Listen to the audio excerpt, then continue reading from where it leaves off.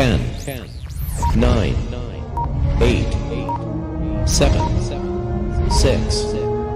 5, 4, 3, 2, 1, 0.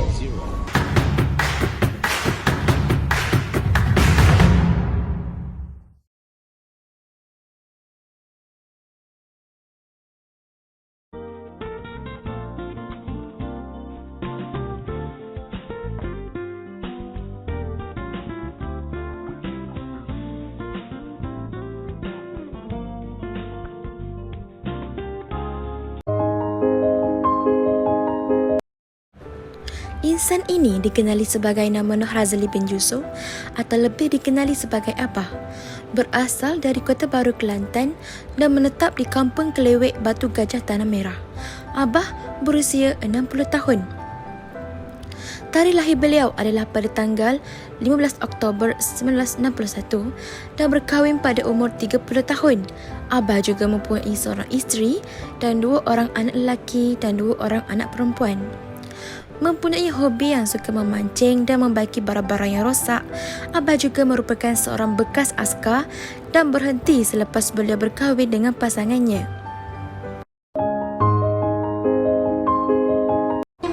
Sejarah awal pendidikan beliau adalah bermulanya di sekolah rendah iaitu Sekolah Kebahasaan Kampung Geling dan beliau telah sambung ke sekolah menengah iaitu Sekolah Menengah Kebahasaan Long Gafar.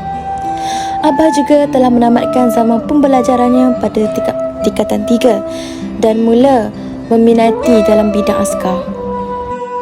Menurut beliau, semasa zaman pendidikan beliau, tiada bantuan diperuntukkan oleh kerajaan. Beliau pergi sekolah dengan menaiki basikal dan jarak sekolah dengan rumah hanya 3 km. Dan dari segi perbezaan sektor pendidikan hanya adalah menggunakan buku teks sahaja. Menurut Abah, untuk menjadi seorang pelajar pada zaman dahulu sangat-sangatlah tercabar kerana beliau tidak cukup duit nak belajar dan terpaksa berhenti untuk belajar kerana buku teks tak cukup dan duit pembelanjaannya kadang-kadang tidak mencukupi dan ada yang sanggup berlapar pada masa itu. Oleh itu, Abah memutuskan untuk berhenti belajar dan mula memasuki bidang askar, di mana pada waktu itu permohonan askar dibuka di Pejabat Kota Baru di Askar Wataniah 506, Kelantan. Beliau pernah berkhidmat di Kem Askar Kuala Kubu Baru, Selangor, Kem Kepala Batas Kedah dan Kem Lokatwi, Sabah. Kata Abah, menurut saya, pendidikan pada zaman dahulu menekankan pengetahuan asas membaca, menulis dan mengira. Ia juga menggunakan bahasa Melayu sebagai pengantar dan dibiayai sepenuhnya oleh kerajaan.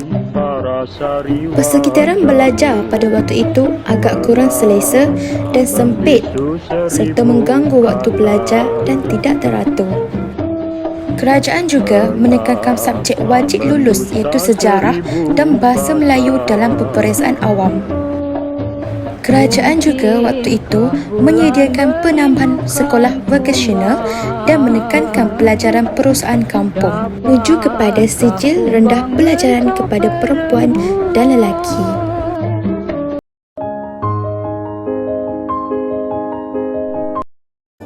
Menurut Abah, dalam pandangan pendidikan pada masa kini adalah pendidikan pada masa kini sudah banyak perubahannya dari segi penambahan subjek. Tahap keselesaan bilik darjah pada masa kini sudah terlalu selesa dan kemas teratur untuk belajar. Kata Abah lagi, pendidikan abad ke-21 memudahkan pelajar untuk belajar dengan lebih kreatif, inovatif daripada dulu.